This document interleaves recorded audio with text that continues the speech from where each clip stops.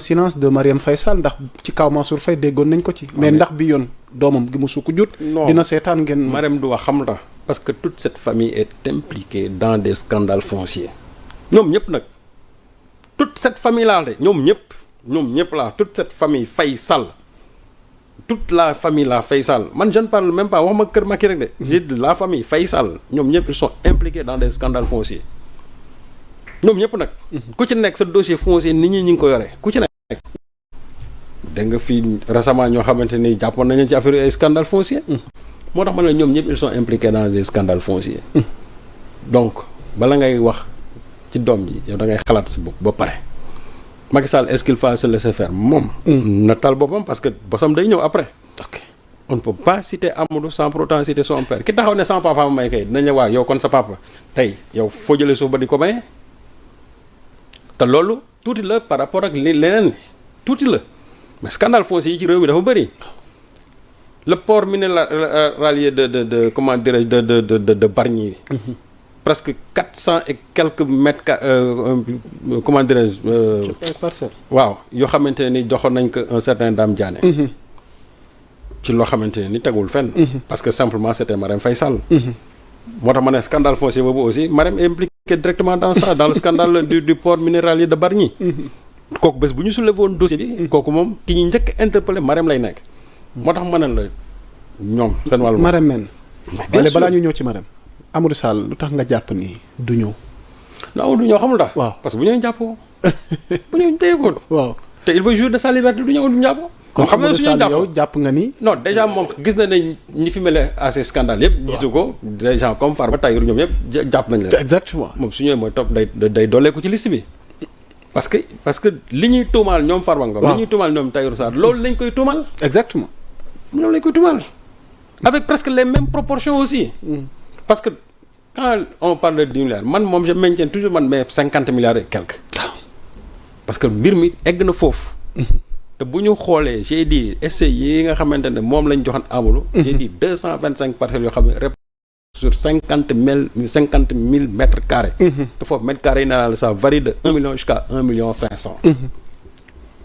te quand je parle j'ai dit moi je détiens par déversement des chèques de 100 millions à 150 millions yoo xamante ni ces courriers ñoom ñoo ko jaay dem verser ko. donc man waxuma dans comme ça nii dans le vide. moo tax ma ne lu xaalis boobu nag dinañ ko laaj yow xaalis bii noo def ba am ko foo ko jëlee. waaye bu ñëwoon de dina mais c'est trop facile de dire sans papa moo ko may. waaw loolu de wax na ko. ah mais xam nga sans papa moo ko may loolu moom. loolu de. ah sa papa fu mu ko jëlee. loolu de nee na ah mu ngoog. nee na ko. sans papa moo ko may. j'ai bénéficié cela des avantages yi ma sama papa defal. moo may terrain bi ma jaay ko ci business boobu laa mais xaalis bi d'accord kon léegi papaam daal moom il prend maintenant le bien du Sénégal comme son bien personnel di ko jël di ko jox ay doomam. ok léegi Serigne Sall pour terminer avec cette famille Faye Sall. alors finalement quel destin ndax tamit nag Serigne Sall xanaa duñ toog fële nag lii ñu def ci Sénégal nag après mu nul nag. ah mais parce que nag sa xaalis gi nag le peuple en a besoin. li wootoon na mooy c'est trop de milliards. moom daal. waaw ay mandat d'arrêt dina am. su fekkente ne ils ne vont pas déférer à leur convocation. waaw mandat d'arrêt moom dina am. mandat d'arrêt nag su amee. maintenant il appartient selon la coopération judiciaire avec le pays dans lequel ñoom ils se trouvent. ñoom ñu jouer le jeu. ok ñu jouer le jeu c'est tout hein. ok mais ay mandat d'arrêt dina am. Amadou bu ñëwul mandat d'arrêt day am. et boobu lay gën a metti parce que su boobaa nag moom sa liberté maintenant devient très restrictive. parce que dootul mën a dem fenn. parce que am na pays yoo xam bu fa demoon bu ne cëpp. ñu jàpp ko indi ko Sénégal peut-être que le Maroc bon je ne sais pas la nature de bon en tout cas on avait parlé de la coopération judiciaire entre les deux pays. exactement maintenant est-ce que le Maroc va jusqu'à prendre le fils d'un président de la République suñ ko demandé ñu indi ko. bon c'est la grande question que l'on se pose. ok mais li woote woon daal mooy. c'est un citoyen comme les autres man su ma fa nekkoon def njombe dëkk bi ñu soxla ma bañ. bu ñu defee mandat dañ maa war a indi. ok. donc keneen ku mën donc nekkal doomu président parce que gis nga devant la loi loolu moo tax loi doy waar parce que loi distingué wu la loi ne distingue pas. kii xam nga loi loi ku mu soxla. mooy ki nga xam moo jub. ok mais man doomu sangam laa man wala man li ma nekk samay ndongo temps loi gisul loolu xam nga loi lu mu gis mooy man damaa jub.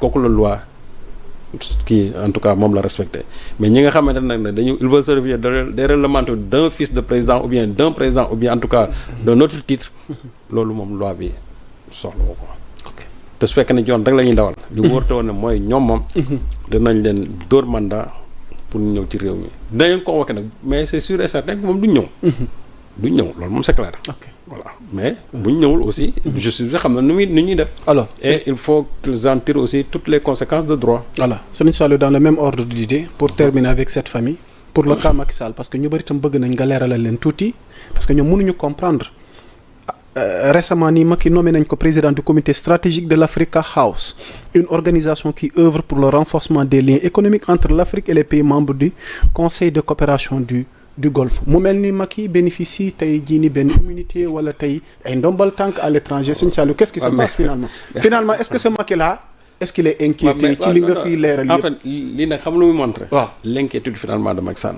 comment ça parce que Macky Sall son réseau est en train de faire beaucoup de lobbying pour ñu koy teg ci ay postes yoo xamante ne nii dañ ko fay dégg ñu am na ay mais c'est ça dama gis nga muñ de non mais c'est vrai non je t'assure xam nga parce que ça c'est l'expression d'une peur ok parce que xam nga tey fu mu doon gën a neexee waaw Macky toog na patt jàpp njàmburam muy toog di seetaan mais boo déggee rek chaque fois ñu ne tey mi ngi ci lii tey dugg na ci moom Ibrahim tey duggaat na ci lee duggaat na ci lee taxawal du bii ce ne sera pas la dernière de di ko déggaat ci beneen encore déggaat ko ci beneen loolu nag xamam pour lan la genre auparavant la pour montrer que ne en réalité kii nga xamante ne Sénégal ñoom moom la ñu tey bëgg a topp def nañ ko lii def nañ ko laa def nañ ko laa def nañ ko laa et cetera mais loolu mënu ko absoudre ci li nga xam ne moom la def ci réew mi parce que li mu def ci réew mi mi ngi nii ne weng te dara mënu koo dindi léegi nag Africa House boobu nga xamante ne dégg naa fa keroog muy wax naan woy waaw jël na discours de il parlait au nom de l'Afrique Serigne Saliou mais ba mu pare waaw moom dafa waroon rus xam lu tax parce que il devait se dire waaw man li muy wax nii est-ce que waruma cee gis sama bopp ok parce que da ci waroon gis boppam moom moo tax mu ne pays africains yi lan moo tax ils ont ceci am nañ léegi mais mënuñoo dem moo ko wax de waaw mais moom il n'a pas dirigé ce pays pendant 12 ans exactement fekk fi ay ressources fekk fi loolu lépp muy wax fekk ko fi et pourquoi le pays n'a pas décollé parce que xamul tax parce que ñu mel ni moom ñu ci bëri ñoom ñoo jiite Afrique ñu mel ni moom bu ñu ñëwee d'abord dañuy promouvoir tout ce qui est détournement de deniers publics dañuy promouvoir la famille au détriment tout simplement de la patrie lu ñu promouvoir ay comment dirais-je sàcc xaalis bu dul jeex corruption et en plus aussi privilégier les étrangers moom loolu la fi def Macky pendant sa mandature ces 2 mandatures yi nga xam moom la fi am fii à la tête de ce pays presque 12 ans mais presque natal nañ ko fii 45 milliards yoo xamante ne ni en termes de budget lan la ci def moom loolu il devait se poser des questions li mu naan dañ la jox li mais pourquoi l'Afrique ne décolle pas moom il devait avoir la réponse c'est-à-dire que man mënoon naa d'accord quelqu'un qui n'a jamais été président de la République taxaw tenir discours boobu daan ne mais africains yi dinañ am nañ li mais pourquoi ça ne décolle pas là tu cherches tout simplement des réponses par rapport aux questions posées mais moom question yi mu posé wu il a déjà fourni la réponse donc moo tax ma ne Macky Sall xamatul sax actuellement ndax moom xamatul ne mus na nekk président de la République parce que quelqu'un qui a été président n'aurait jamais parlé de la façon dont il a parlé